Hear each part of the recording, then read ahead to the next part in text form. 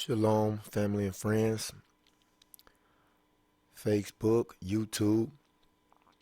Hope all is well with you guys. This is another awesome lesson on the behalf of Solid Foundation Israelite Academy. I am your host, Shabar Judah Israel, that will be bringing forth this lesson on today. You can take notes if you will. If you would like, please share this video with family and friends. Like, comment, and subscribe if you will. Now, I will be going into Matthew, the 25th chapter in the King James Bible, Matthew, the 25th chapter, and I'm going to basically explain Matthew 25, Matthew, the 25th chapter, and beginning with, let's see what verse. Matter of fact, let's just go ahead into the Bible. Matthew 25. I know it's Matthew 25th chapter. I just need to see what verse I will be beginning with. So I'm doing this for you brothers and sisters that you might not have the edification to these verses. I will start with the 31st verse, Matthew 25:31. That is Matthew 25:31. So pay close attention. All right. I'm going to break down Matthew 25:31, stopping on, I will stop on the 40th verse.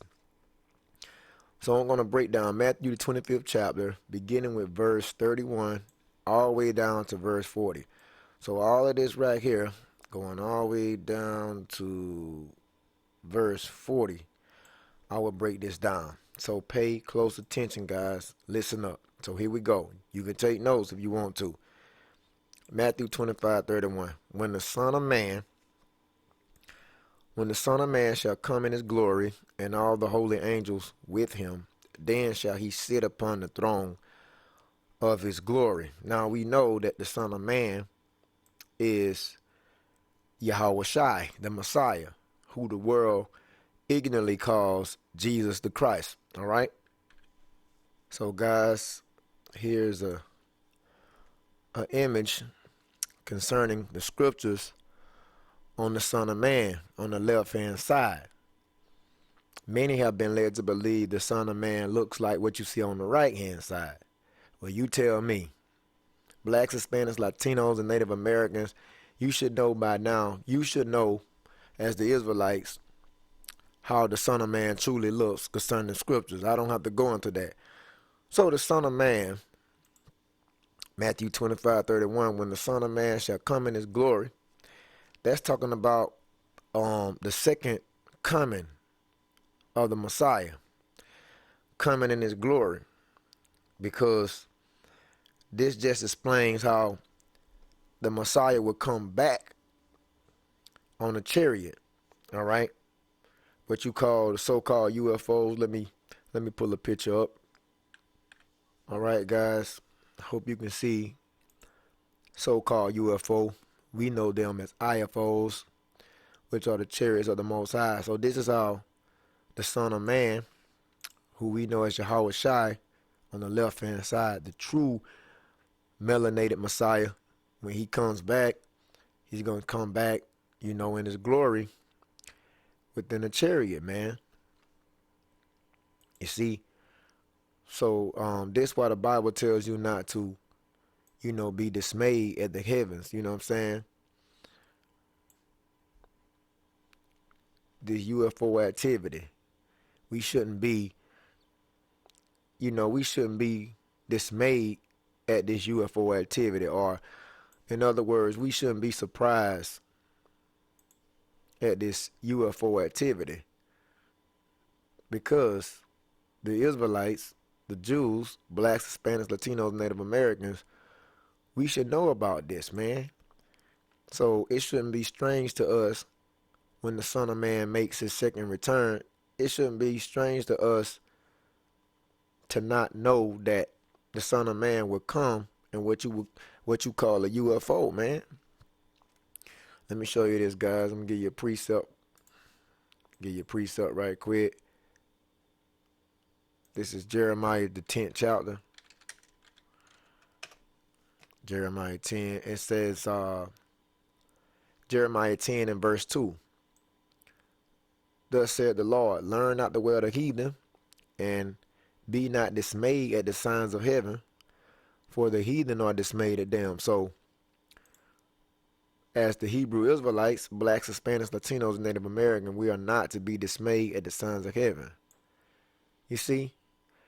So, this, when the Son of Man returns to come in his glory, this should not be strange to us. You see? We should be well aware of this. This shouldn't be strange to us. But anyways, going on with the scriptures. Another thing I want to talk about before I move on, coming in his glory, I'll give you some more precepts. Isaiah 66:15.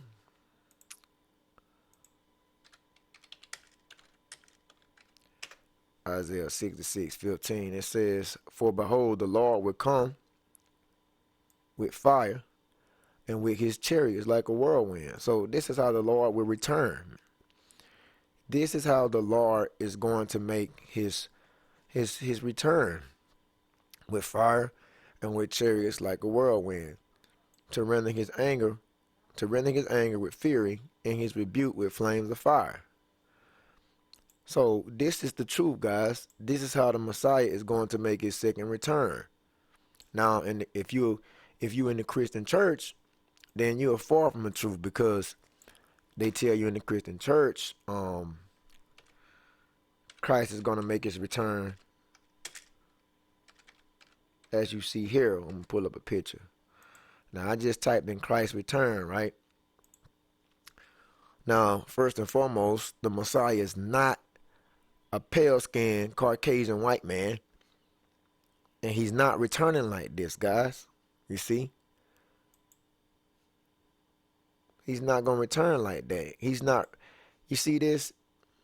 This is nonsense. This is insane. He's not returning like this. You know? See, just all of this nonsense, you see? Because they lack the scriptures. They don't have the proper correction. And like I said, the only way you gonna know this, you got to come into the truth. Blacks, Hispanics, Latinos, Native Americans, you got to submit yourselves to this truth, because you know, if you're thinking that the Messiah will make his second return in the form of what you see here, you know, coming back as this fictitious white man on this horse, they don't understand that if you think that the Messiah will make his second return when he comes in his glory, if you think it's in the form of what you see here, then guess what? When the Messiah truly makes his second return, guys, you're not going to know what the hell this is. Let me show you. When the true Messiah makes his second return, you're not going to know what the hell this is. This is going to bug you out.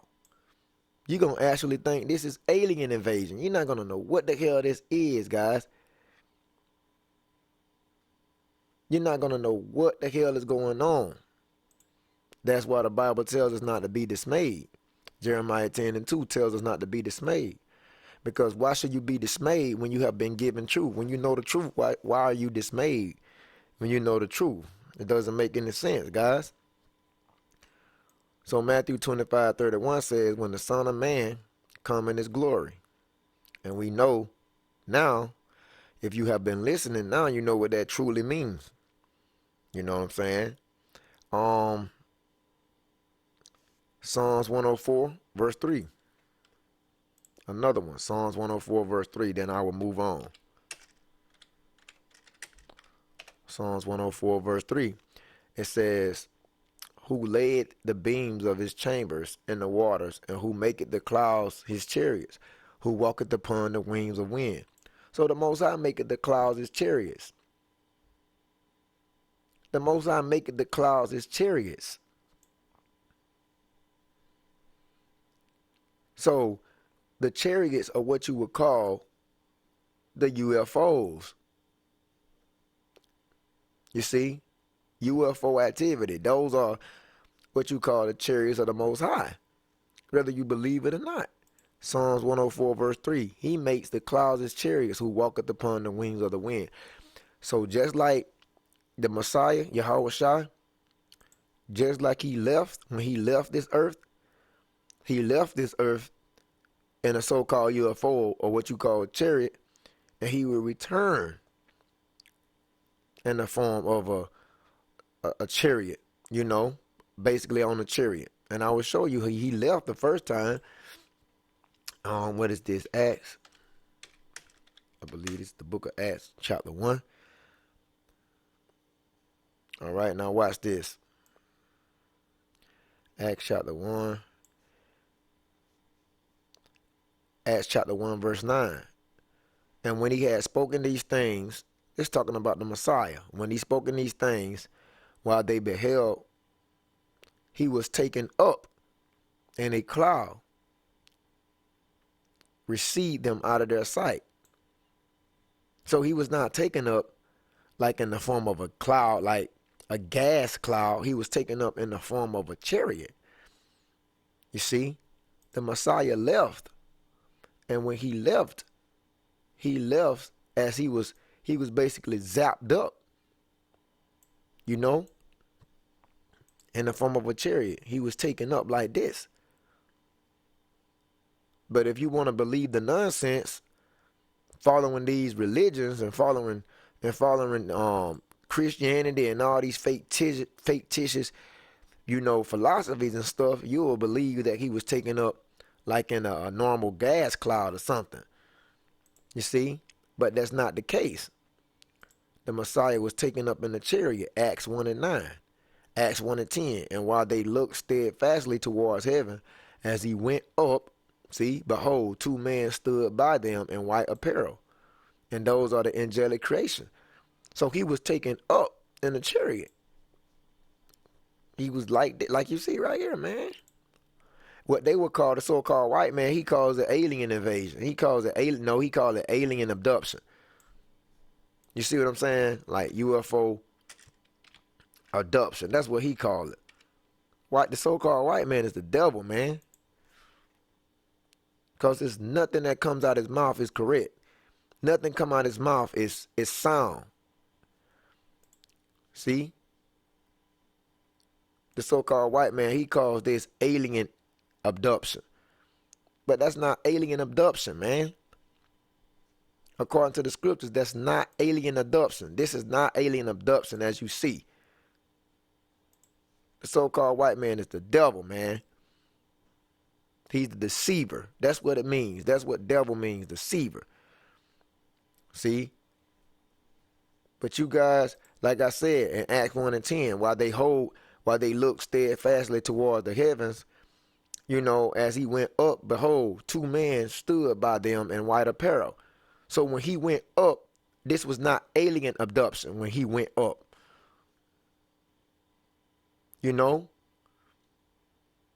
But you follow the so-called white man, his philosophies, his religions, then that's your ass, man. This is why it's important as a Hebrew Israelite, blacks, Hispanics, Latinos, and Native Americans to know the truth.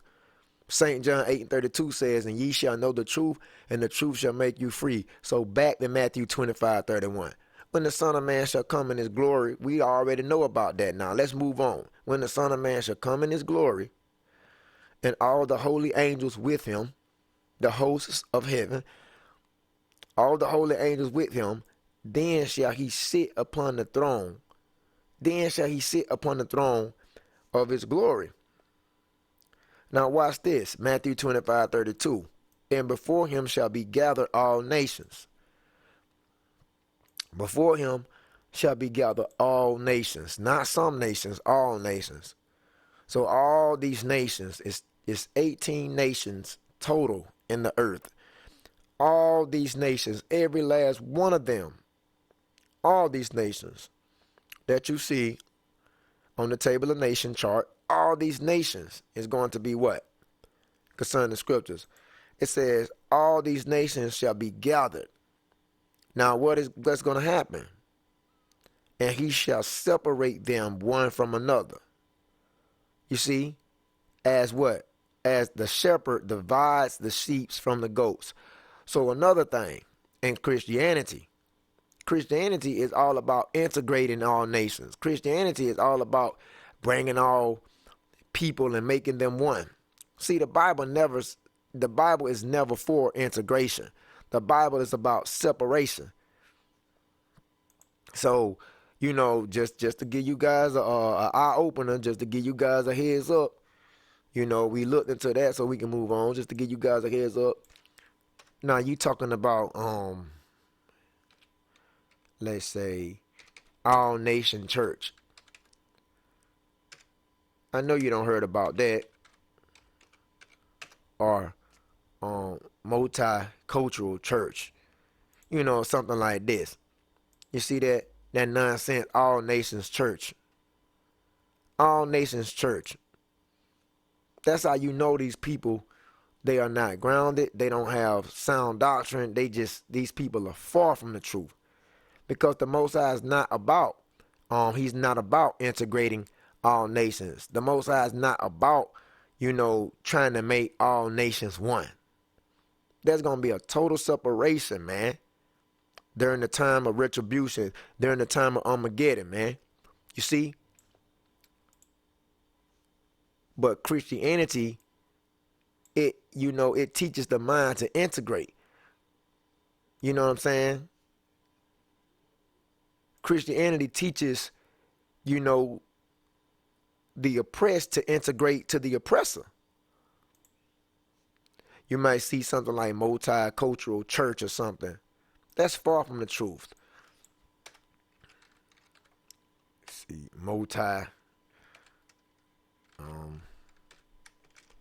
multicultural church. You know what I'm saying?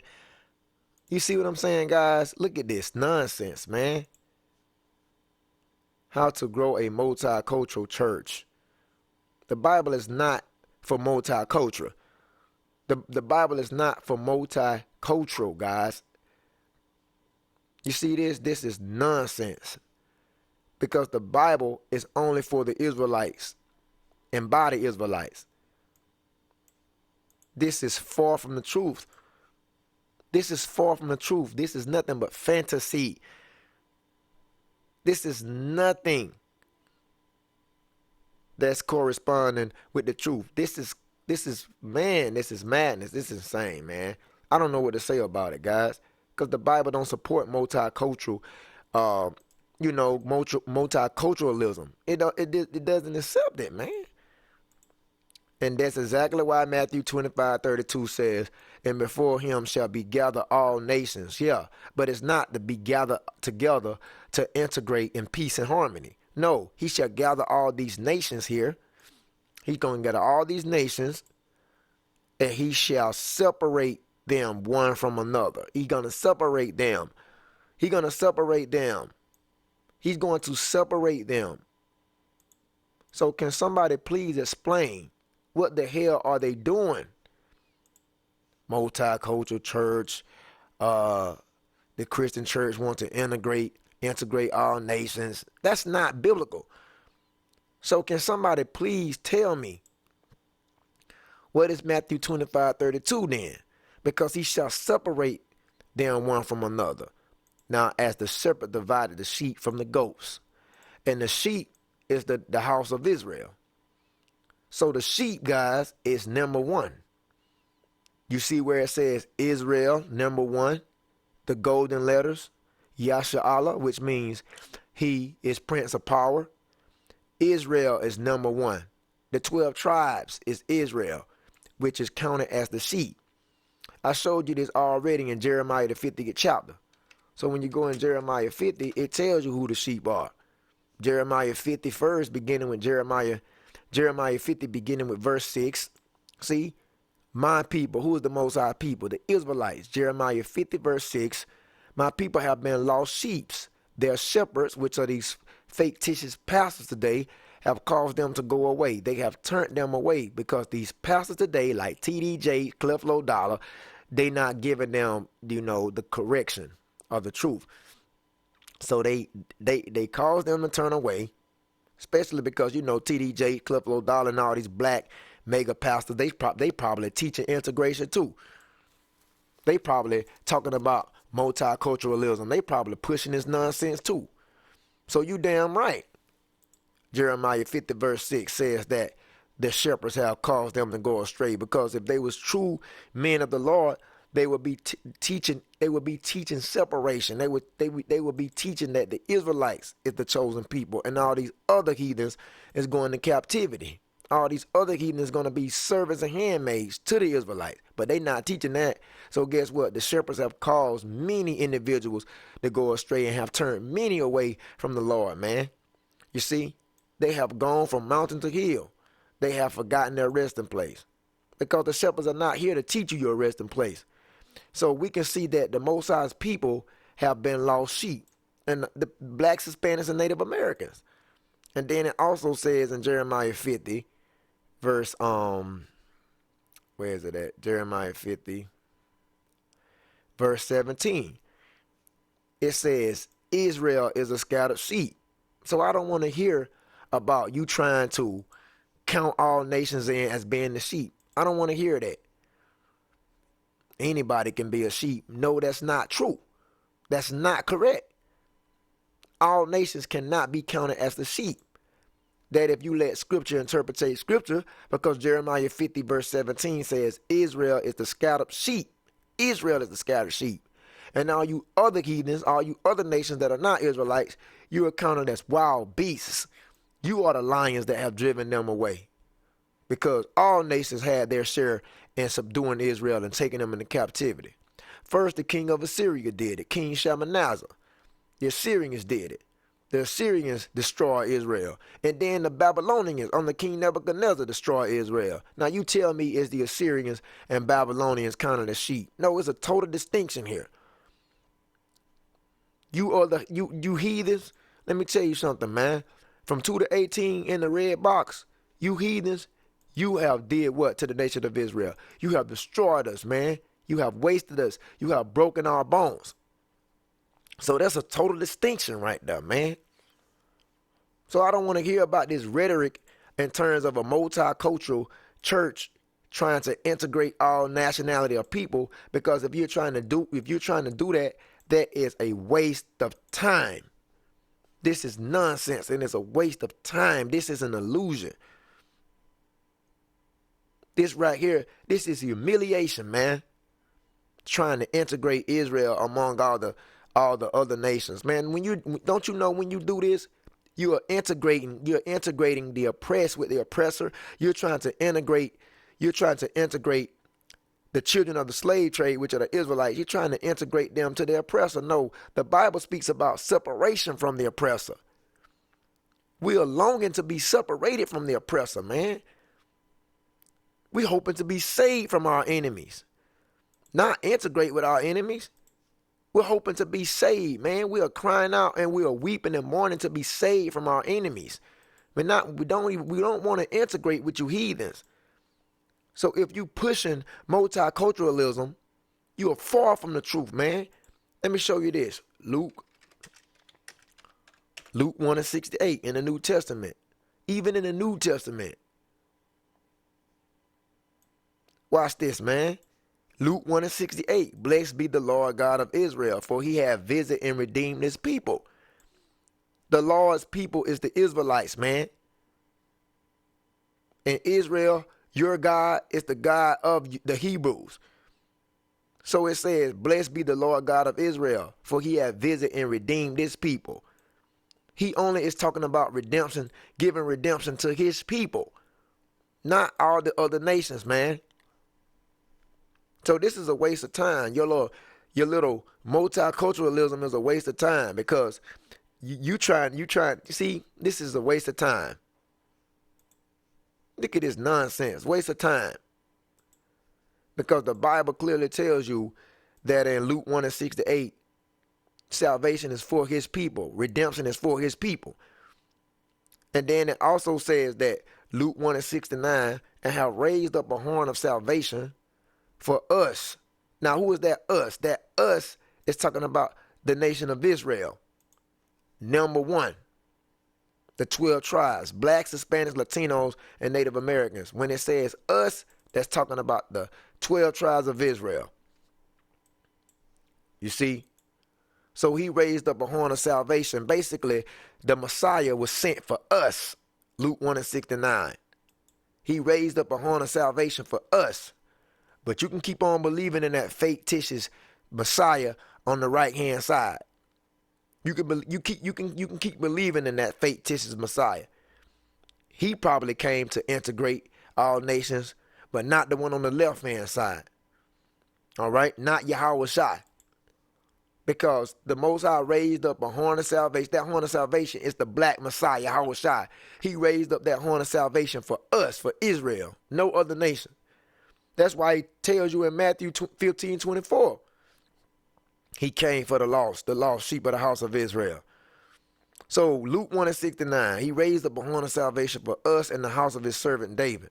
Luke 1 and 70, as he spake by the mouth of his holy prophets, because all the prophets was Israelites, which have been since the world began. Since the world began, all the Most High's prophets have been Israelites. Now you show me in the Bible a prophet that was from 2 to 18. Show me in the Bible one prophet that was from 2 to 18.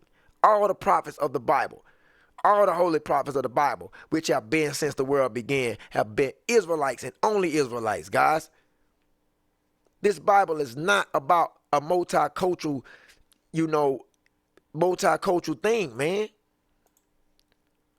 These people are bugged out. These people are lost, man. This is rhetoric, man. Luke 1 and 71, that we should be saved from our enemies. That we should be saved from our enemies. So what is we seeking for, man? What is we hoping for at the nation of Israel? Blacks, Hispanics, Latinos, and Native Americans. As the 12 tribes of Israel. What is the ultimate goal, man?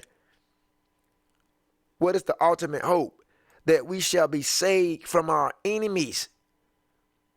That we shall be saved from our enemies and from the hand of all that hate us. Man, these people hate us, man. From 2 to 18, the ones in the red box, they hate us. The same people who you trying to integrate with, they hate our guts.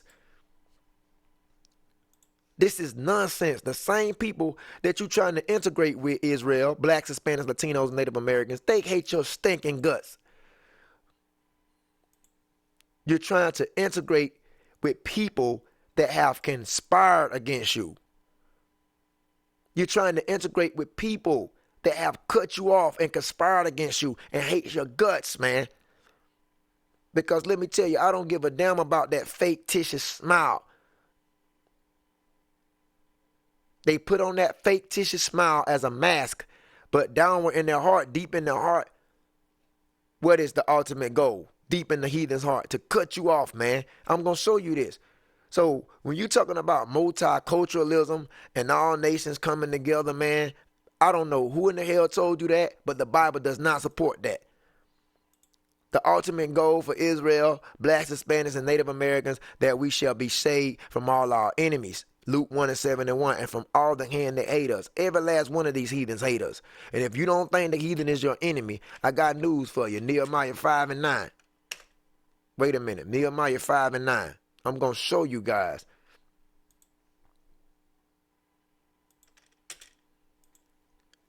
Nehemiah 5 and 9.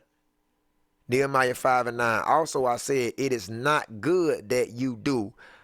It's not good that ye do. Ought ye not to walk in the fear of our God because of the reproach of the heathen, our enemies? And Nehemiah was an Israelite. And what he said, Nehemiah said the heathen is our enemies. The heathen is our enemies, man. Who are the heathen? 2 to 18. White man, East Indians, Arabs, Chinese, Japanese, Africans. If they in the red box, they are counted as your enemies. And the heathen are our enemies. Nehemiah 5 and 9. Nehemiah knew exactly who the heathen were. That's why he said, if anybody the enemies, they are the heathen. So why would you want to integrate? Why would you want to be drawn to your enemies, the same one that cut you off, the same one that raped, robbed, and murdered your people, man? The ultimate goal is to be saved from our enemies. Look at this coon, man. Because he don't know truly his heritage. He don't know his nationality. This is a lost sheep. You see, this is a stranger to the covenants. He don't know his nationality. Look at him, man. Cooning.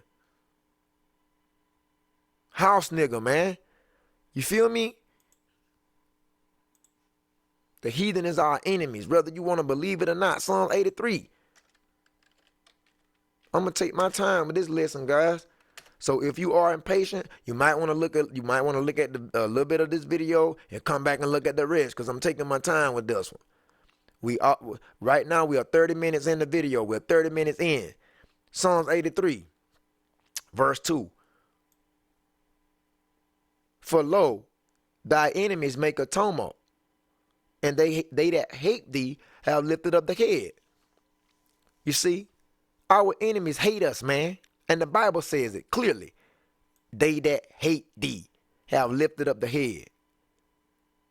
They lifted up the head. What does that mean? Lifted up the head in pride. They are prideful. Because when you're prideful and pumped up, you lift the head up. They hate us, man. Psalms 83 and 2. They hate us. They have taken Psalms 83 and 3. They have taken crafty counsel against our people, and they consulted against the lost 12 tribes of Israel. That's what it means, hidden ones, because they call it the lost 12 tribes. But we're not lost. We're just scattered. The blacks, Hispanics, Latinos, and Native Americans. They taken crafty counsel against thy people, man. All right? The Israelites, guys. Blacks, Hispanics, and Native Americans. You have been conspired against. You have been, crafty counsel has been taken upon you and against you. And then you want to go and integrate to the, wait a minute, guys. Wait a minute. I'm not finished. The heathens took crafty counsel against you, and now you want to go and integrate with the same people that conspired against your people to cut you off?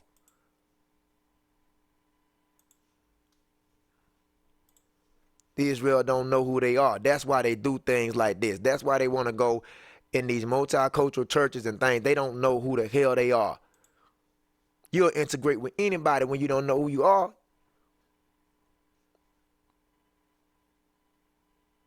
But see, a lion don't integrate with any beast of the field, because he knows who he is. And like the animals, you got certain species of animals. They will never integrate with other animals because they know exactly who they are. Like an alligator won't integrate with a hippopotamus.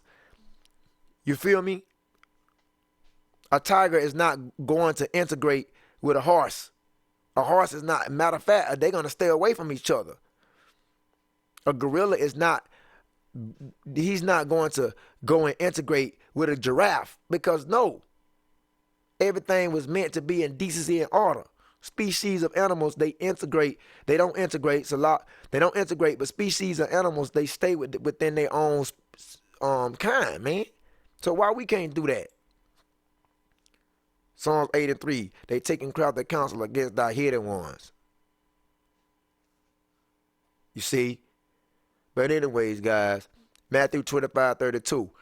And before him shall be gathered all nations, and he shall separate them one from another. As the shepherd divided the sheep from the goats. The sheep is the house of Israel, and the goats are the Edomites, the so-called white people. Those are the goats.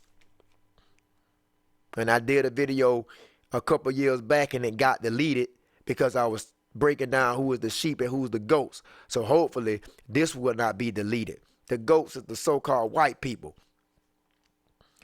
So what you see right here, when you talk about multicultural, religious institutions, multicultural, when you see stuff like this, all you see is sheep and goats that has mingled. When you see stuff like this is nothing but sheep and goats together.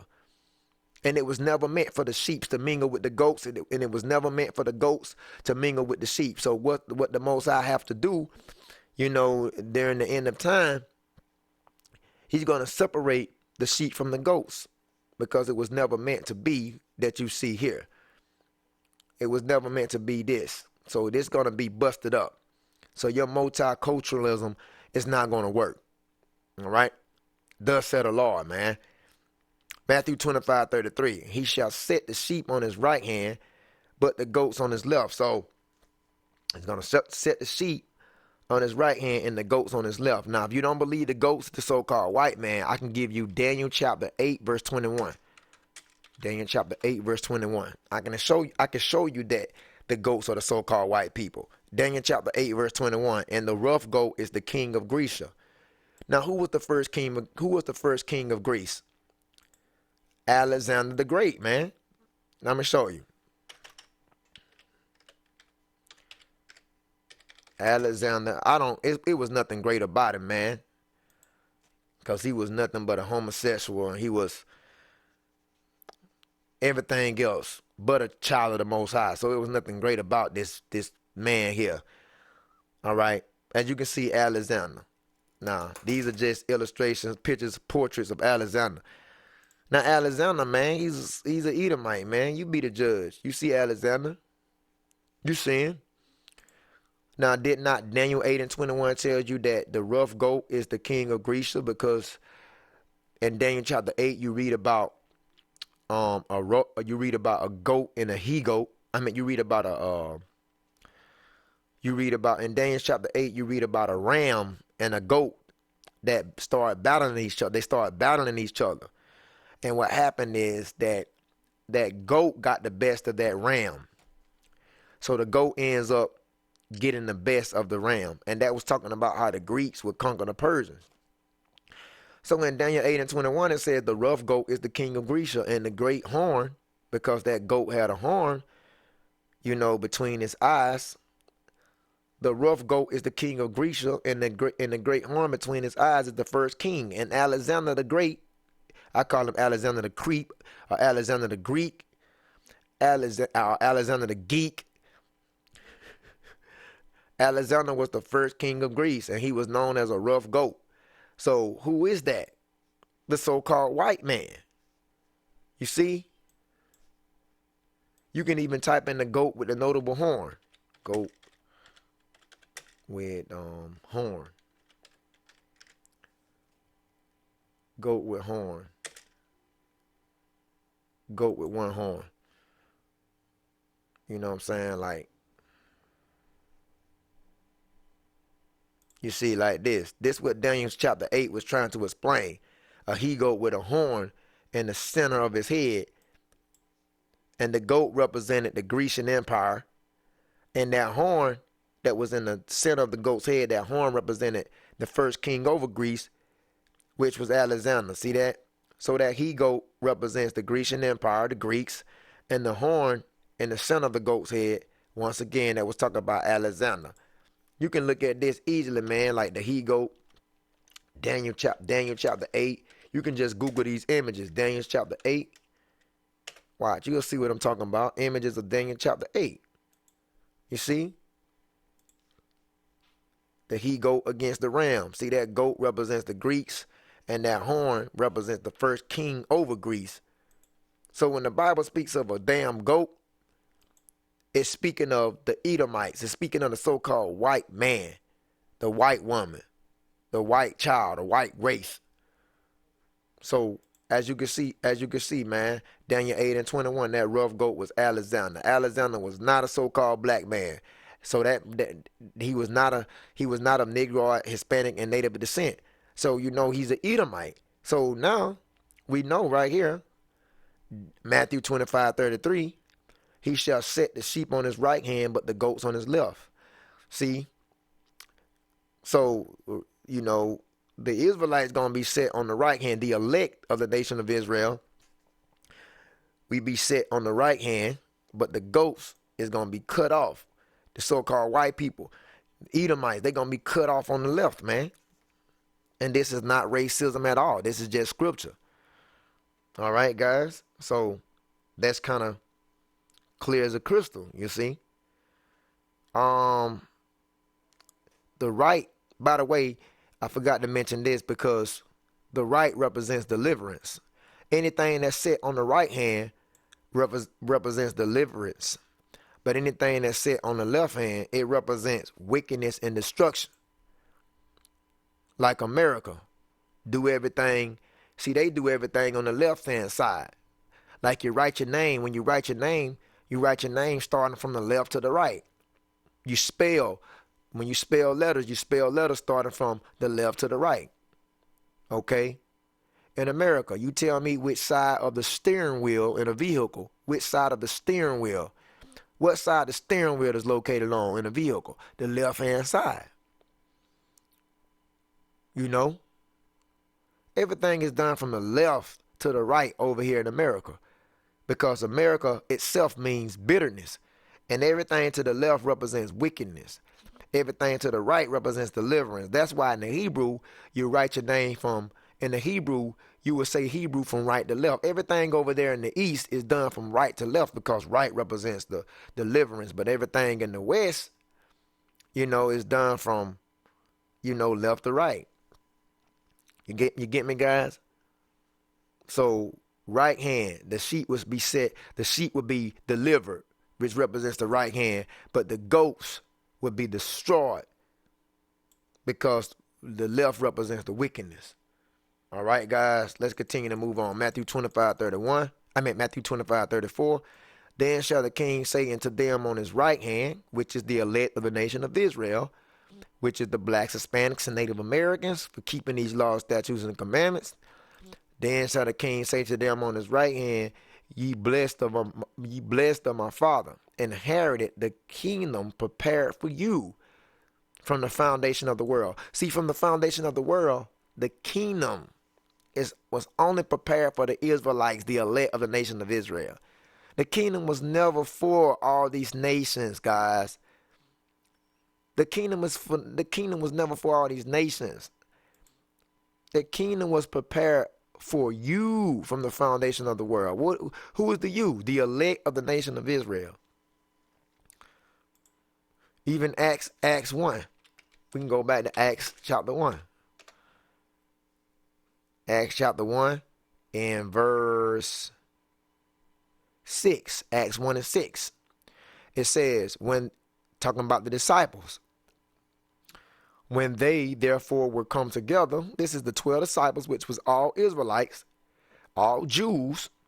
When they were come together, they asked of him, saying, Lord, wilt thou at this time restore again the kingdom to Israel? Because there back in that time, they thought that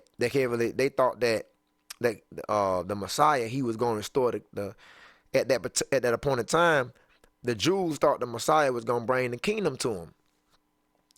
So they asked the Messiah a question. They said, Rabbi, at this time, will you restore again the kingdom to who? The kingdom to Israel.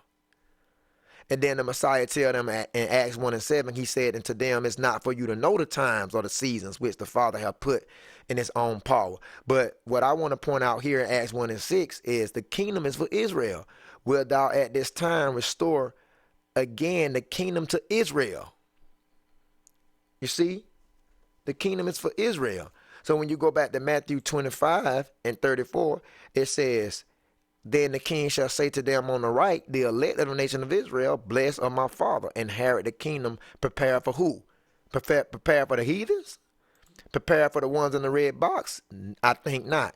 He said, prepare for you, the elect of Israel, from the foundation of the world. So we can see right there, who is the kingdom for?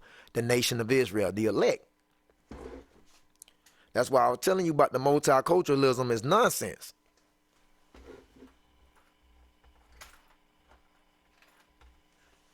Excuse me for that, guys. A pen dropped on the ground, but let's continue on. So this is Matthew 25 and 34. The kingdom prepared for you. The kingdom prepared for you, guys. And that's that's Acts 1 and 6. We already showed you. All right. So Matthew 25:35. For I was hungry.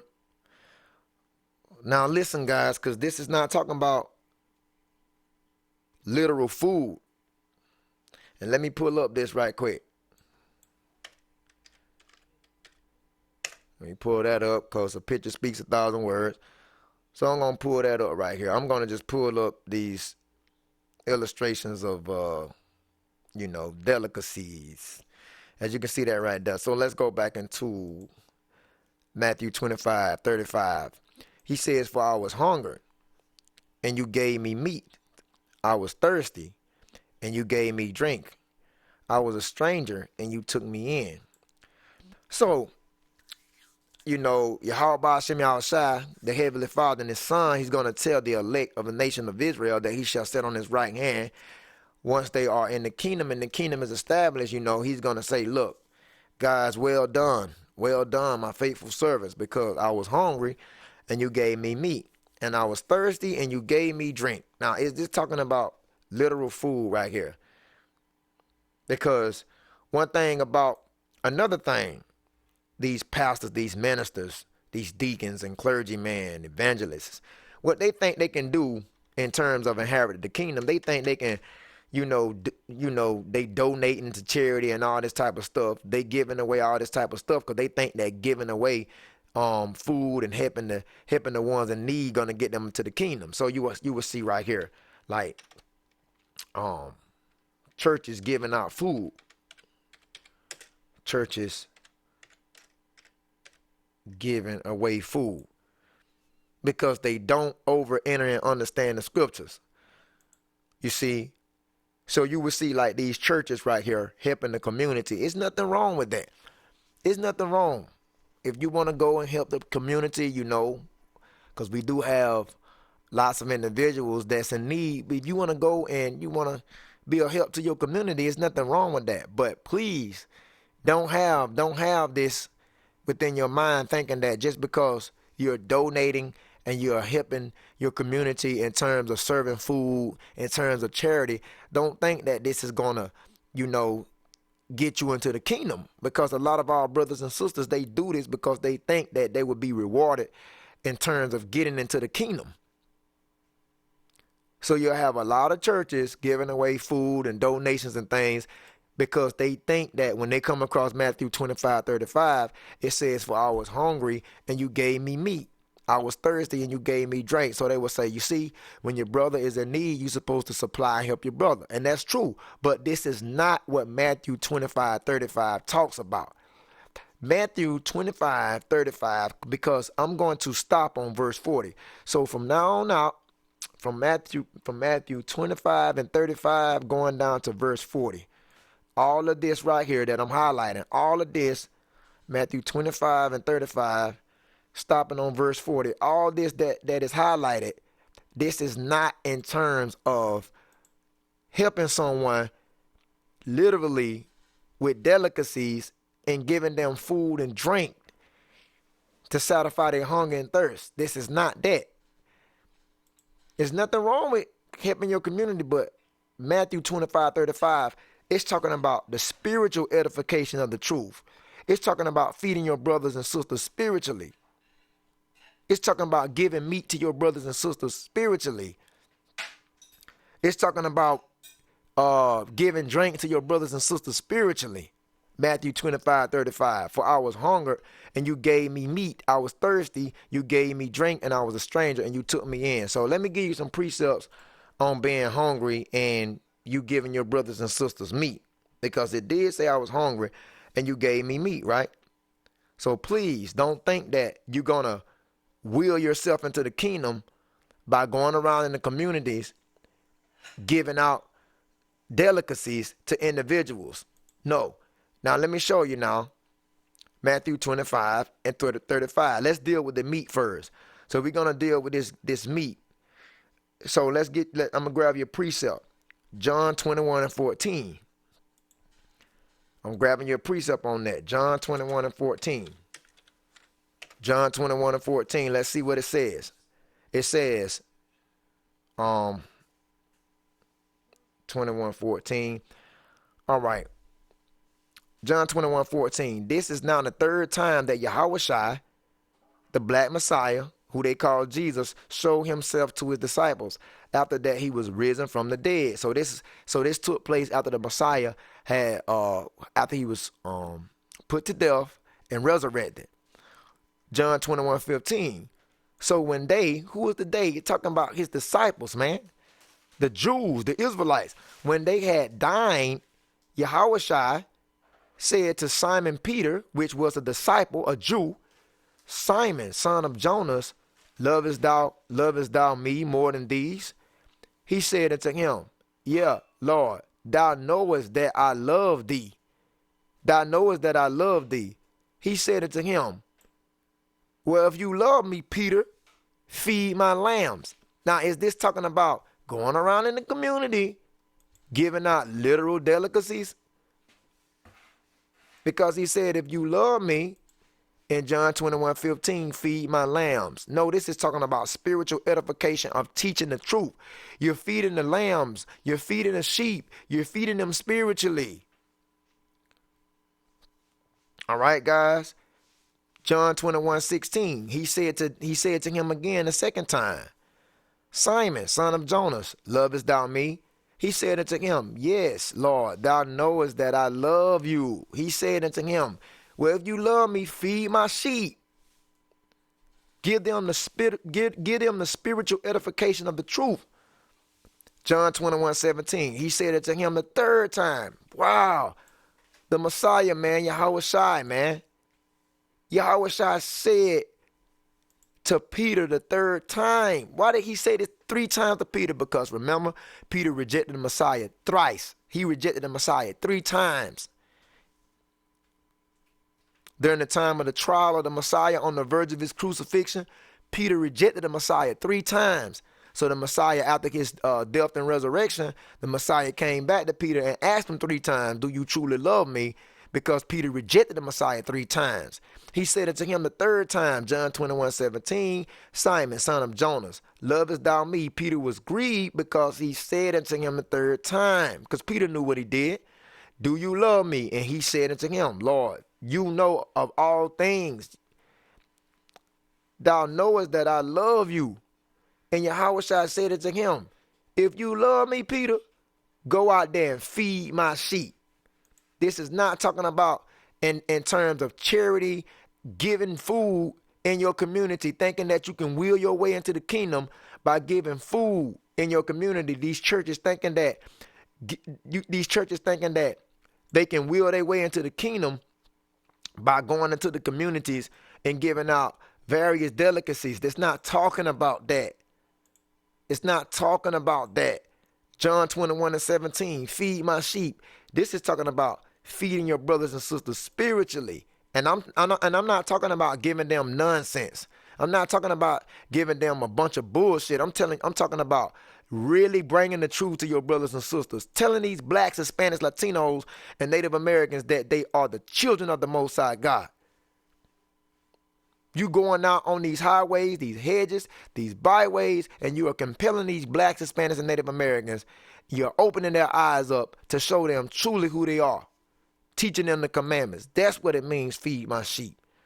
All right, guys? So now let's go back to Matthew 25:35. For I was hungry and you gave me meat. You can see that. I was hungry and you gave me meat. Jeremiah 3:15. So we're going to Jeremiah 3:15. Wait a minute. Jeremiah 3:15. In the Old Testament. Jeremiah 3:15. It says, and I will give you pastors according to my heart, which shall feed you with knowledge and understanding. Because the pastors of today, they are not according to the Most High's heart. These are wicked ass men that's in this thing only for financial gain. These people can care less about your salvation, your soul. But the Most High said that he will set up true pastors. You know, because a pastor is nothing. Another word for a pastor is a shepherd. So he will set up pastors according to his heart, according to his mind, which shall feed you, which shall feed. It say which shall feed you with knowledge and understanding. That's talking about spiritual edification, not feeding you literally. You see?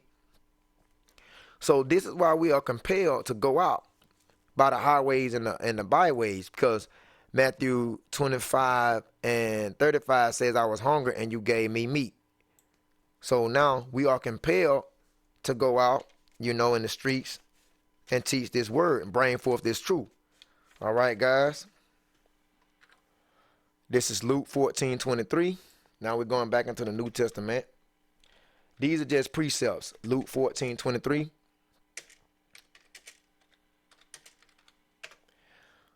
Luke 14:23. And the Lord said unto his servant, go out into the highways and the hedges. That's what we do as the Israelites. We go out on the Sabbaths, the highways, the hedges, and compel them. Compel who? Compel the lost sheep, man. When it says compel them, it's talking about blacks, Hispanics, and Native Americans. You should go out in the streets. You should go out by the highways and the hedges, the four ways, the intersections, the streets. You should go out and compel them, not compel all these nations in the red box. But like I said, you might have to just go out and teach all nations, because Israel have mingled themselves among the ones in the red box. And it's hard to distinguish an Israelite from a heathen nowadays, because they have mingled the holy seed. So we just ain't gonna, we just gonna go out and teach all nations. We're gonna go out and teach all nations, but that's not to teach the ones in the red box. That's to get, the Israelites that look like the heathen. We can't pinpoint an Israelite all the time. We just can't point out an Israelite all the time, because all Israelites are no longer dark-skinned melanated people.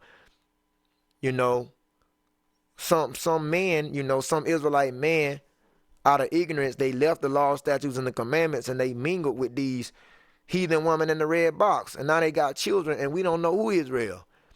But the whole thing is the main obligation to teach Israel. So we ain't gonna pinpoint. We just gonna teach our nations. You see, go out, because the Spirit bears witness anyway. So we'll know if they're Israelite.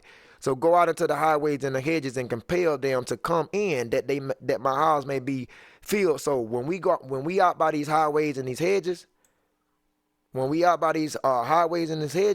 we are compelling them. Wait, let me get another picture. I went over this. Okay. Hebrews. I'm just gonna show you something, guys. See, like this. These are just various counts, as you can see. They go out by the highways and the hedges, and they compel these brothers and sisters, That's the spiritual edification of feeding your brother. When you go out, like the Hebrew Israelites, when we go out in these streets and stuff like that. You see? That's what it's talking about. That's your Luke 14:23. Go out into the highways and the hedges and compel them. You see? So now when we go back to Matthew 25th chapter, and when we picked off on Matthew 25 and 35, for I was hungry and you gave me meat, I'm pretty sure you know what that means by now. I'm not going to give all these precepts. I was thirsty and you gave me drink. Now let's deal with the drink. Matthew 5 and 6. Because I was thirsty and you gave me drink. So let's deal with the drink. Matthew 5 and 6. Matthew 5 and 6. Blessed are they which do hunger and thirst after righteousness, for they shall be filled. Blessed are they which do hunger and they thirst. They don't thirst after literal water. They don't thirst after pop, beverages, juice. They don't thirst after that. They thirst after righteousness. Blessed are they that hunger. It says hunger. This is all dealing spiritually. They hunger and they thirst after righteousness, for they shall be filled. So now we see what Matthew 25:35 talks about. It's not talking about you giving out literal food, going into communities, giving out literal food, helping brothers and sisters, thinking by giving out canned goods going to will your way into the kingdom. No, this talking about spiritual edification of the truth. I was thirsty, you gave me drink. We already went over that drink. We went over that. Matthew 5 and 6. Blessed are they which do hunger and thirst after righteousness. Blessed is the blacks, Hispanics, and Native Americans, which out here in these streets, man, that's hungering. They hungering and they thirsting for righteousness. You know what I'm saying? They want to learn the truth. Every time you come out there by the highways and the hedges, you have this particular so-called black, Hispanic, Native American man, woman, or child that may come out there and take notes, man. And then eventually they become part of your camp. Those are the ones that hunger and thirst after righteousness, so they shall be filled. So that's Matthew 25:35. I was thirsty and you gave me drink. Another thing is John 14:13. You see, John 14:13. John 14:13, it says, and whatsoever ye shall ask in my name, the name is Yahweh Ba'Shem Yahushai, but we're not going to let that become a problem. It says, and whatsoever ye shall ask in my name, that will I do, that my Father may be glorified in the Son. All right, and then it goes on to say that John 14:14, if you shall ask anything in my name, I will do it. John 14:15, if you love me, keep my commandments. All right, so we got to keep the commandments, you know. And John 14:16, and I will pray the Father, and he shall give you another comforter that he may abide with you forever, and that's the Holy Spirit. I think I pulled the wrong verse here, but it's okay. We're going to operate in the Spirit regardless. John 4. I think the correct verse was John 4:13. John 4:13. Yahushua, who they call Jesus, answered and said unto her, whosoever drinketh of this water, this is the one, whosoever drinketh of this water shall thirst again. This was the Samaritan at the well. John 4:14, but whosoever drinketh of the water that I shall give him shall never thirst, but the water that I shall give him shall be in him a well of water springing up in everlasting life. And this is not literal H2O. This is talking about the spiritual edification of the truth. So you can see right there exactly what the water is, man. It's so many book, chapter, and verses that deals with the spiritualness of the hunger and thirsting. You see, you got John 6:35. It's all over the Bible, guys. John 6:35, it says, and Yahweh said unto them, I am the bread of life. So this is not talking about literal bread, because when it talks about the bread of life, this is the Bible. But it's not light bread. It's not wheat bread. It's not pita bread. You get what I'm saying? No, this is talking about the bread of life. This is the bread of life. And when you teach this and you edify your brother spiritually, you are feeding them the bread. You're giving them the bread. The Bible is the bread of life. Not loaf bread, not light bread, but the Bible is the similitude of bread of life that satisfies someone spiritually. He that cometh to me shall never hunger. See. For he that believeth on me shall never thirst. See? Now, how many times we came across hunger and thirst? See? So he that come to me shall never hunger, and he that believeth on me, the Messiah was saying, he that believeth on me. Yahushua was not telling you to believe on him as a literal biological person, but he was telling you to believe on him because in reference of him being a prototype of the law, because he was the prototype of the law. When he came on the scene, he was the manifested law to come, to show many Israelites how to, walk in these commandments correctly. So he's not talking about believe on him as a biological, humanistic person, but believe on him as being the prototype of the law. If you do that, you will never hunger and you will never thirst. So this is talking about spiritual edification in terms of Matthew 25:35. Giving somebody meat, quenching someone's thirst spiritually. Many book, chapter, and verses. John 7:37. Like I said, guys, I know this is a long lesson, but if you don't want to watch all of it today, just come back and watch the rest and segments of time, whenever you can. John 7:37. John 7:37. It says, in the last day, that great day of the feast, Yahushua, who they call Jesus, stood and cried, saying, if any man thirst, let him come unto me and drink. This is not talking about literal, water consumption of beverages, but, the spiritual edification of the truth. And that's St. John 7:37, dealing with Matthew 25:35. And he said, also, I was a stranger and you took me in. Now, this is Acts 2:10. He says, I was a stranger and you took me in. So let's deal with that. Acts 2:10. Acts 2:10. It says, now, this you remember this is talking about devout Jews from different places. And I'm going to show you this. All right. Acts 2:5. And there were dwelling at Jerusalem Jews, devout men out of every nation under heaven, because you had the Jews to come up, because it was said that the Jews had to come up 3 times. You know what I'm saying? I believe the Jews had to come up 3 times out the year to come to Jerusalem to give first fruits.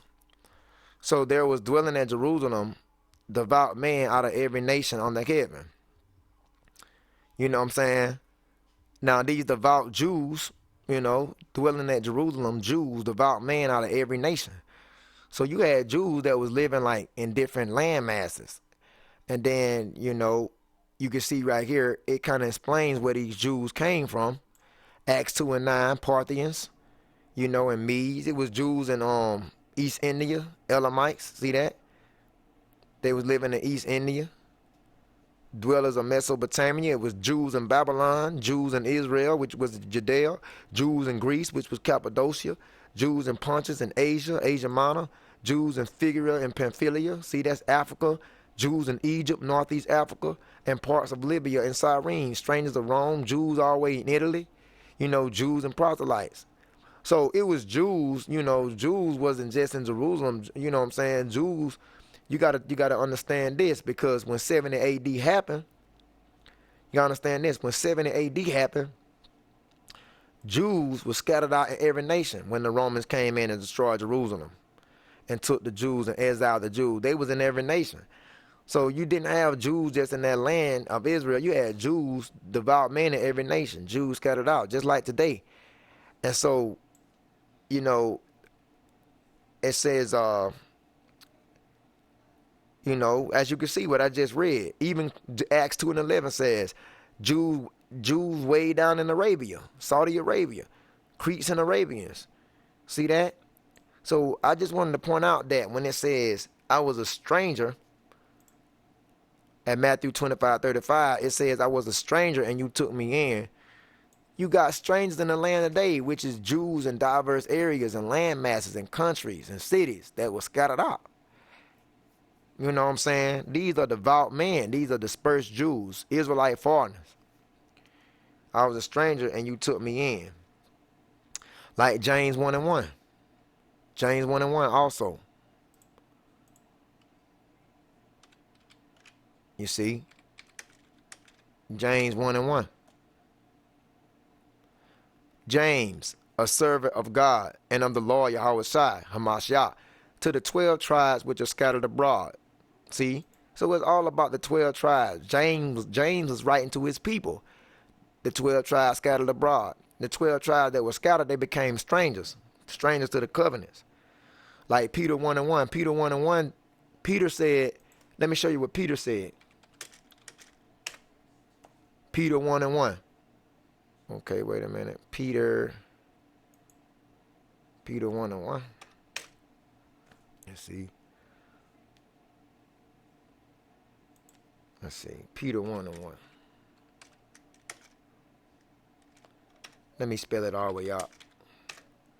Peter, the first chapter. I don't know what's going on here, guys. Scattered abroad. Let's put in this and see, can we find it? Peter 1:1. That's what I'm trying to find. That's the main thing I'm trying to show you guys. Maybe I should type in P-E, Peter 1:1, in the New Testament. I don't know why I'm not getting that.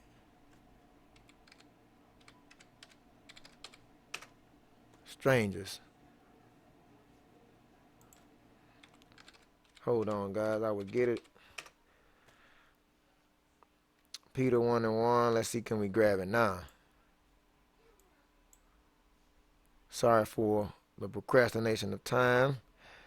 I gotta be precise on it, guys. I can't give you just anything. See, Peter 1:1. I apologize for the procrastination. Peter 1:1. Peter, an apostle of Yahushua, to the strangers scattered throughout Pontus, Galatia, Cappadocia, Asia, and Bithynia. We seen who those strangers are in Acts, man. We seen who those strangers are in Acts. All right? So, guys, we know who those strangers are from Pontus, Galatia, Cappadocia, Asia. Because we showed you that in Acts 2 concerning the strangers. See, Pontus, Galatia, and all that type of stuff we showed you in Acts 2. You know, we already showed you that Acts 2 and 5, Jews, devout man out of every nation. And then when it goes down to Acts 2 and 9, it starts telling you what the areas they came from. See, the same areas that Peter spoke of. Parthian, Medes, Elamites, you know, Judea, Mesopotamia, Cappadocia, Pontus, and Asia. These are the same locations that Peter mentioned in 1:1. See? And he said to the strangers which were scattered throughout Pontus, Galatia, Cappadocia, these were Jews. But James 1:1, James just called them strangers. James called them strangers James called them, in James 1:1, he called the 12 tribes, he said the 12 tribes scattered abroad. Peter just called them strangers. You see what I'm saying? So when you go back to Matthew 25 and 31, they are the strangers that we took in to edify them spiritually, to bring them back to the covenants, to bring them back to their nationality, because Israel discontinued from their heritage. And that's in Jeremiah, man. What is that? Jeremiah 17. It says Israel discontinued from their heritage. Jeremiah 17. What is that? 4. See? And thou, even thyself, shall discontinue from your heritage that I gave you.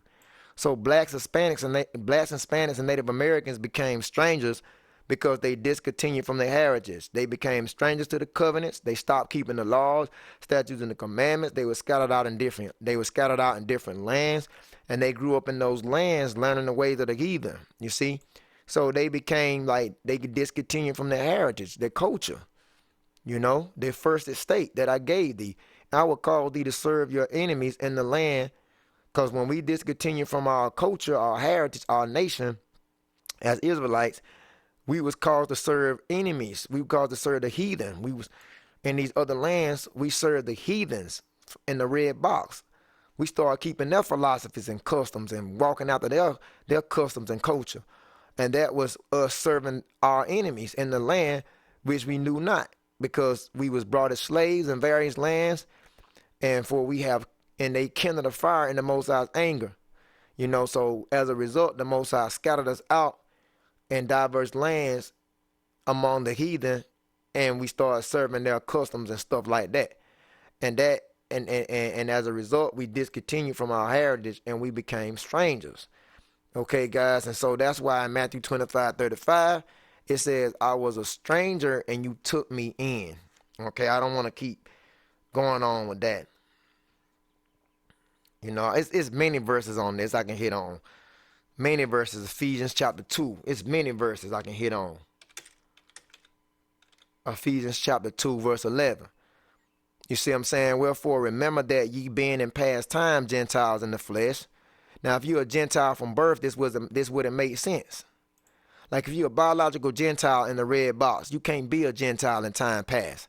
So we know these are Israelites that followed after the manners and customs of the original Greeks and Romans and stuff like that.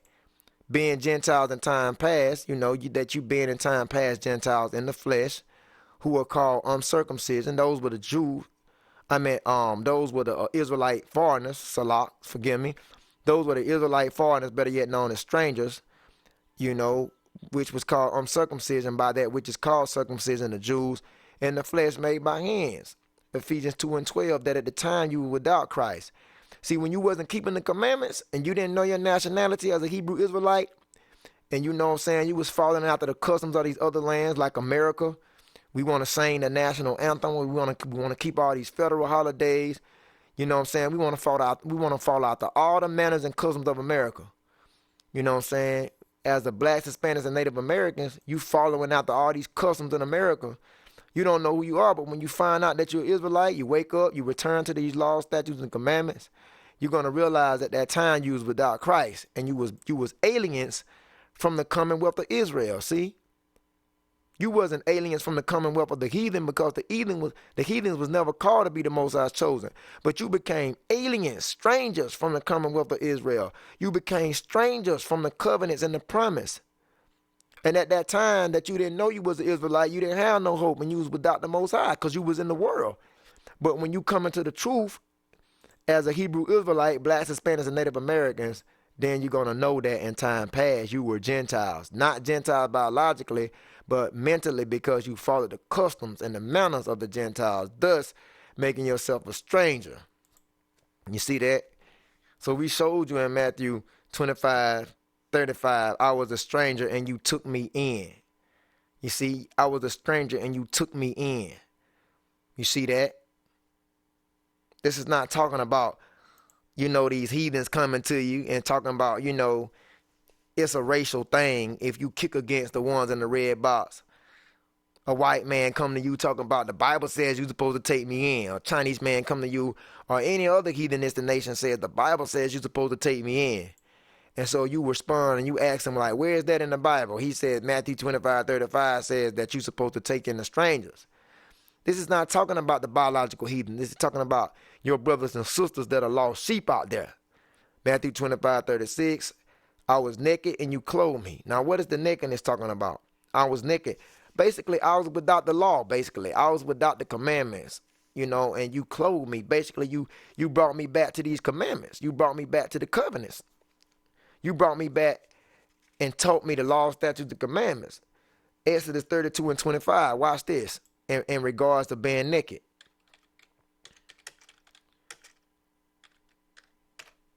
Exodus 32:25.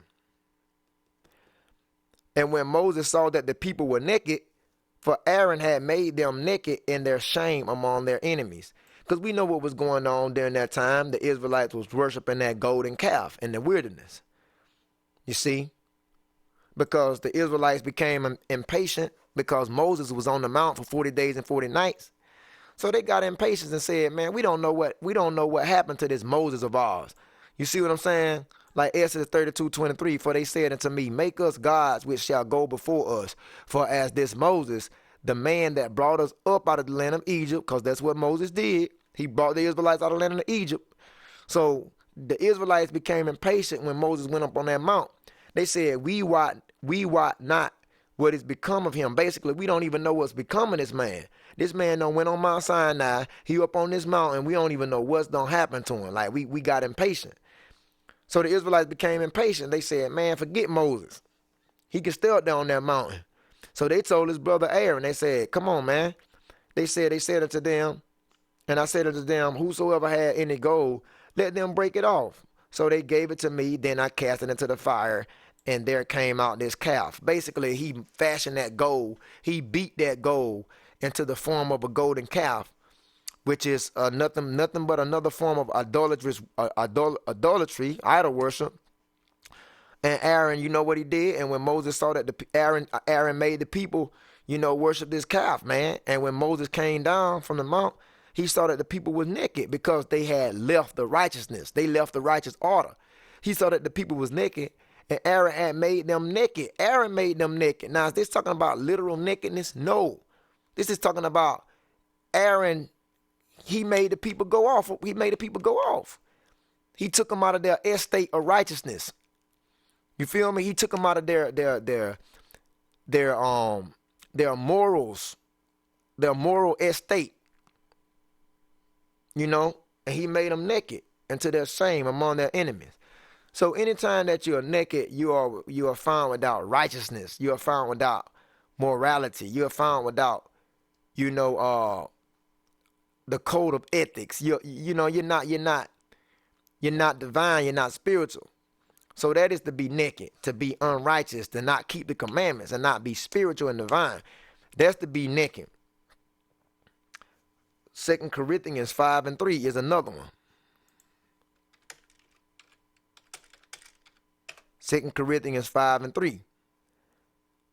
2 Corinthians 5 and 3. If so be that being clothed, we shall not be found naked. Meaning that we shall not be found without these laws, statutes, and commandments within our minds, within our hearts. All right. Revelation 16:15.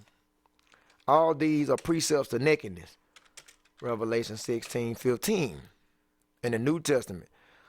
Last book of the Bible. Revelation 16:15. Behold, I come as a thief. Blessed is he that watch and keep his garments. The garments represent the commandments. Blessed is he that watch and keep his garments, lest he walk naked and they see his shame. You found without the commandments. When the Lord return, you get found without the commandments.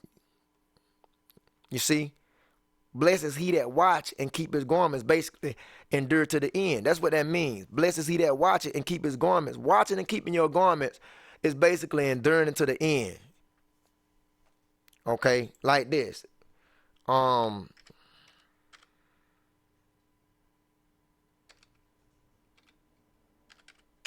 Let's see if I can find it.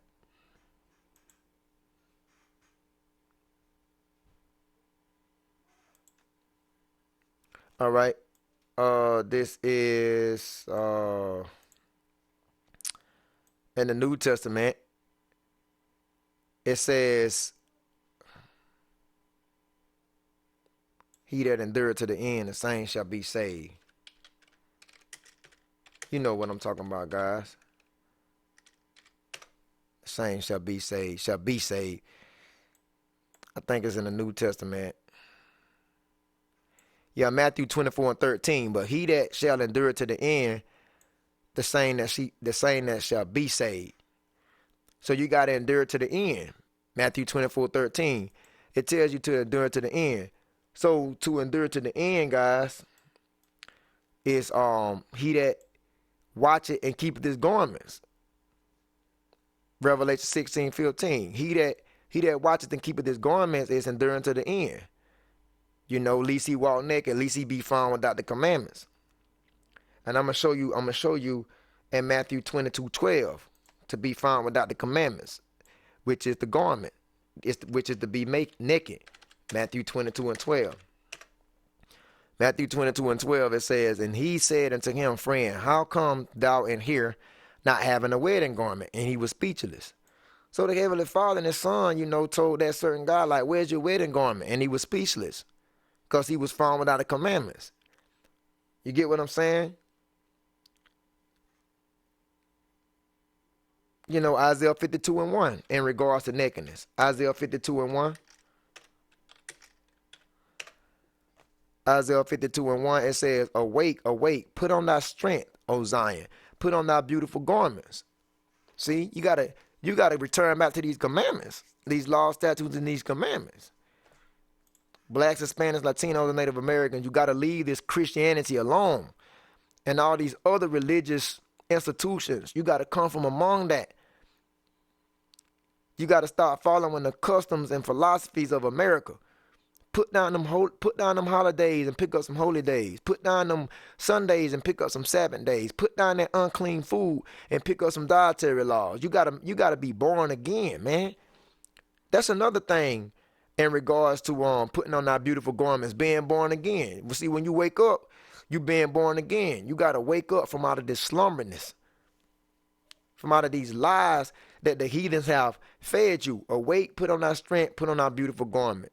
You put on these laws, statutes, and commandments, you will not be found naked.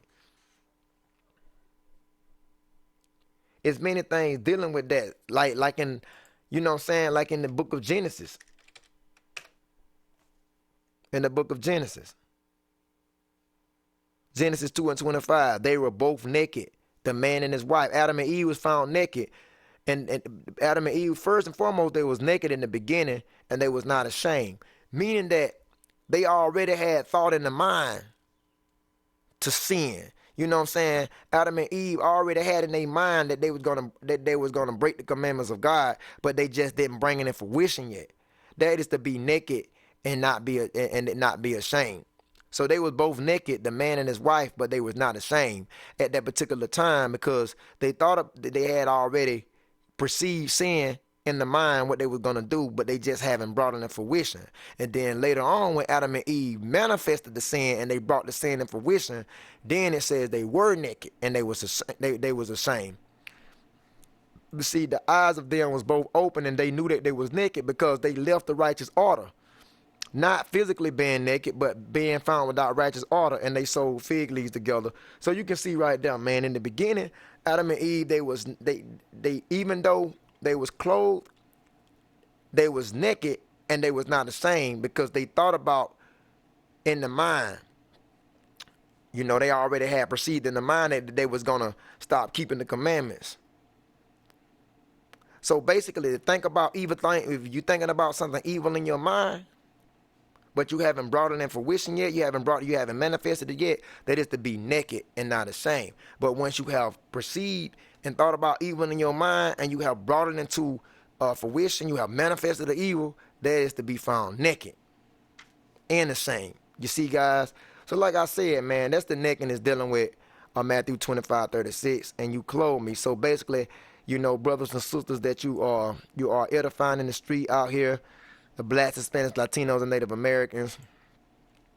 A lot of these sisters and brothers, they are not keeping the laws. They have been Christianized. They have been, you know, religiously Hellenized. And if you can return those brothers and sisters back to the law, statutes, and commandments, you have clothed that brother or sisters. You can turn them back to the truth and get them to see that they are the chosen people. You have clothed them. He says, I was sick and you visited me. Sick is Matthew 9 and 10, man. I'm going to have to shorten up the verses for the sake of time. Matthew 9 and 10. Let's deal with that. I was sick and you visit me. Matthew 9 and 10. Matthew 9 and 10. I was sick and you visited me. Matthew 9 and 10. It came to pass as Yahushua sat at meat in the house, behold, many publicans and sinners came and sat down with him and his disciples. All right.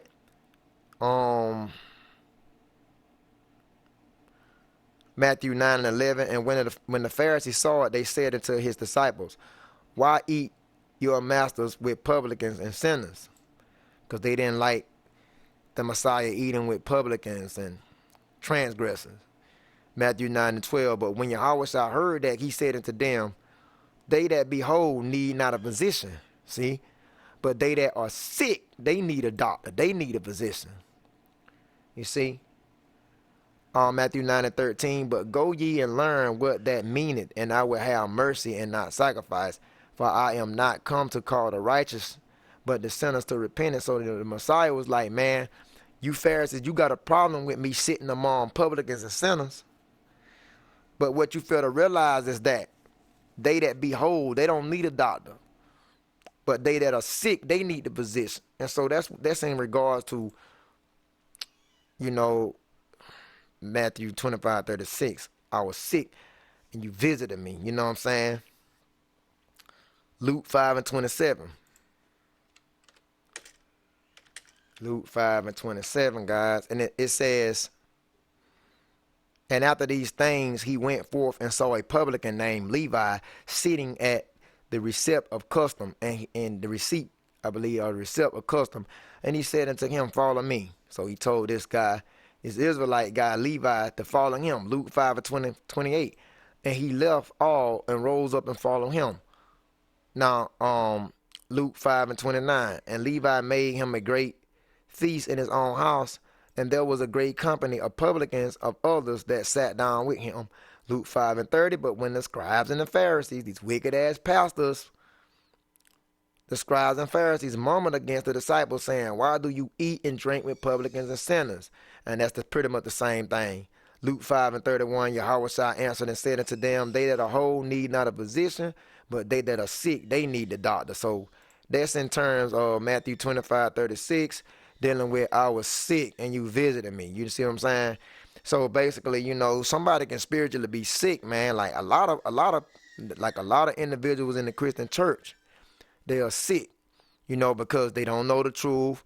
You know, many blacks, Hispanics, Native Americans, they falling out to Christianity. They falling out to white Jesus. And they sick, you know what I'm saying? And we need to spiritually edify these brothers and sisters in terms of being a spiritual physician, we need to get them proper nourishment and proper treatment. You know, we need to get them that spiritual medicine. That spiritual medicine is the truth, man. You see what I'm saying? So that's talking about in regards to Matthew 25:36. You know, I was sick and you visited me. It's many other verses, but for the sake of time, I'm gonna cut short. Prison. I was in prison. What about that? I was in prison and you came into me. Now, guys, this is not talking about, let me exit this out. This is not talking about prison ministry. Pastors and evangelists going to prison and ministering to the inmate. You know what I'm saying? Because you have something that's known as prison ministry. You know what I'm saying? Like, let me show you prison ministry. You know what I'm saying? Like this. You see this stuff? It's not talking about that. You know, prison ministry, you have pastors and, you know, priests. They go to the prison systems, these prison facilities, and they minister. You know what I'm saying? That's not talking about that, man.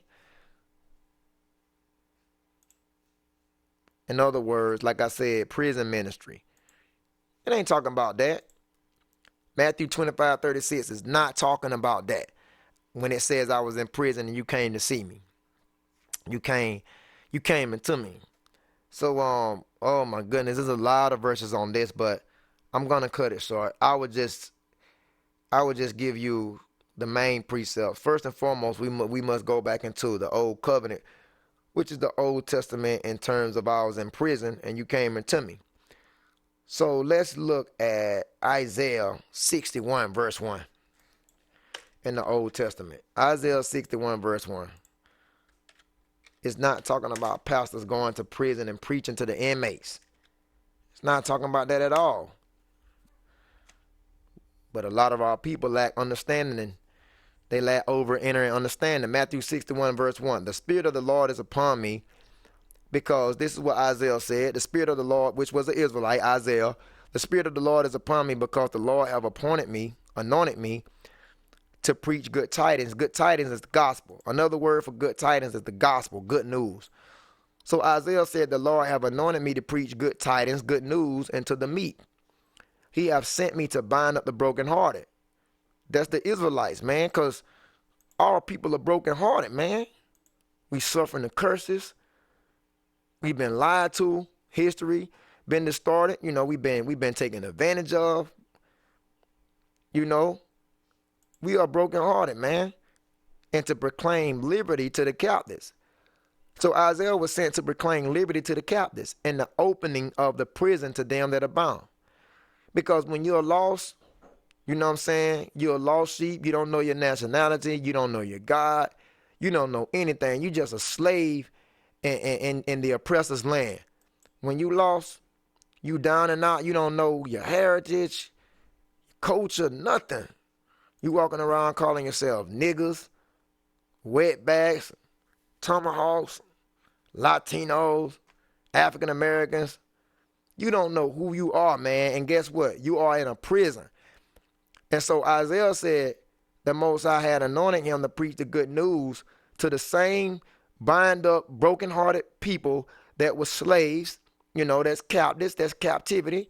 Because the Israelites, we went as slaves into our oppressor's land for breaking the commandments. And he was sent to open up the prison, open up their mind, open up their lost state of mind that they was in. That's what that's talking about. You see, guys? Now, the Messiah said the same thing in Luke chapter 4. Luke chapter 4 verse 16. Luke chapter 4 verse 16. In the New Testament. Watch what the Messiah said, because he quoted Isaiah. Luke 4 and 16. And he came to Nazareth. This is talking about the Messiah, where he had been brought up. And as his custom was, you see, as a Hebrew Israelite, he went into the synagogue, the temple, on the Sabbath day. Because that's what we did. We kept the Sabbath. And he stood up to read. To read what? Luke 4:17, and there was delivered unto him the book of the prophet Isaiah. That's Isaiah. That's what we just left from. Remember we were talking about Isaiah. That was Isaiah the what chapter? Isaiah the 61st chapter. That's what the Messiah opened up in the scrolls. Luke 4:17. You know, the book was given to him. He opened up Isaiah, and he saw in Isaiah 61 verse 1. And when he had opened the book, he found the place where it was written, Isaiah 61 verse 1. Luke 4:18 says, the Spirit of the Lord is upon me, because he hath anointed me to preach the gospel to the poor. He hath sent me to heal the brokenhearted, to preach deliverance to the captives, and recovering of the sight of the blind, to set at liberty them that abused. You see, and who abused us, man? Who are the people that abuse, man? Who are the people that abuse? The Israelites. Who are the people that's in need to sight? Who are the people that are blind? Who are the people that are captives? Who are the people that's brokenhearted? Who are the people that need deliverance? The 12 tribes of Israel, man, the blacks, Hispanics, and Native Americans, Latinos. You are brokenhearted. You need deliverance. You are in captivity. You blind. And you are banged and abused up because the heathens did that to you.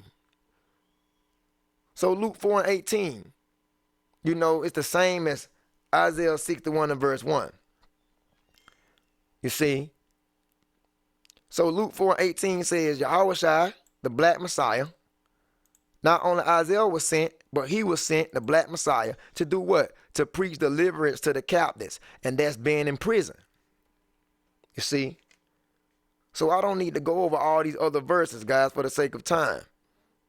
You see? So when you go back to Matthew 25, and when you go to 36 and it says, I was in prison and you came into me. Yeah, man. This is what the Israelites, this is what the blacks, Hispanics, Native Americans, this is what they're going to tell you. They're going to honor you for opening their eyes up. They're going to say, look, man, I was in a lost state of mind. I was in a prison state of mind. I didn't know who I was. I didn't know about these commandments or nothing. I was eating unclean foods. I didn't know about a dietary law. I was going on church on Sunday. I didn't know about the Sabbath day. I was following federal holidays. I didn't know about the holy days. I was following a white Jesus. I was lost, man. I didn't even know about the true Messiah, Yahushua. I didn't even know what tribe I was from. You know what I'm saying? So, brother, I want to thank you for doing what? I was in prison and you came into me. You came to snatch me out of that prison state of mind. That's what it's talking about. It's not talking about prison ministry. You literally going to a prison. You literally going to a prison and preaching. It's not talking about nothing about that.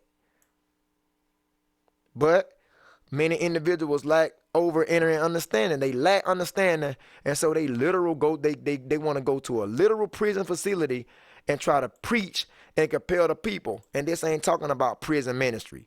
It's talking about going and get your brothers and sisters that's in a lost state of mind, that's in a prison state of mind, blacks, Hispanics, and Native Americans. We are lost. That's why the Messiah said it best.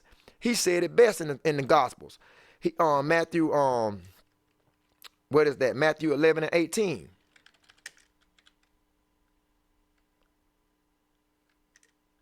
I think Matthew 18 and 11 or Matthew 11 and 18. I'll find out. Matthew 11 and 18. I think it's Matthew 18 and 11. I think. Yeah, Matthew 18 and 11. For the Son of Man came to save which was lost. See? Who was lost? Matthew 15:24. Let's see who's lost. Matthew 15:24. But he answered and said, I'm not sent but into the lost sheep of the house of Israel. So by the time the Messiah came on the scene, he said, if any sheep is lost, that's the house of Israel. If anyone is in a lost prison state of mind, that's the house of Israel. Y'all guys are lost. You in prison. You don't know who you are. Because you so-called blacks, you the true Jews. You Hispanics, you are the house of Israel. You Native Americans. You know, all of y'all are the Israelites, man. But y'all don't know that. So the Messiah said there was many lost sheep in his time. And what he came to do, he came to give deliverance to the captives. He came to bring them back to their nationality and restore them back to the commandments and teach them who they were. That's what Matthew 25 And 36 is talking about in regards to I was in prison and you came into me. It don't have nothing to do with prison ministry. All right, guys? And I could give you several more verses, but I'm not going to do it, man. All right? I might have to make a part 2 or something. Just holler at me. If you want me to explain more on the prison take, like I need more verses of, the prison thing, just go ahead and get at me. And I will give you those verses. Okay, guys, but pretty much that's I was I was in prison, you came into me. And so, that's pretty much it. Matthew 25:37. Then shall the righteous answer him, saying, Lord, when saw we hunger, or fed thee, or thirsty, or gave thee drink? Matthew 25:38. When saw we thee a stranger, and took thee in, or naked, and clothed thee? Matthew 25:39. Or when saw we thee sick or in prison and came into thee? Because this is what the elect of Israel is asking the Messiah. They say, whenever we saw you hungry or thirsty or naked, or when did we see you sick, or when did we see you in prison? And the king shall answer and say unto them, Yahushua, he's going to answer and say unto them, watch this. This is the last book, chapter, and verse. And the king shall answer and say unto them, verily I say unto you, inasmuch as you have done it unto one of these least, the Israelites, one of these least, my brethren, the Israelites, you have done it unto me. So, guys, I explained Matthew, the 25th chapter, beginning from the 31st verse all the way down to 40. I explained that, guys. So now you should have the proper edification of what's going on in Matthew 25 from verse 31 all the way down to 40. Until next time, guys, I know this was a long lesson, but now you can go out and edify others. Solid Foundation Israelite Academy. See you in the next edition. Shalom.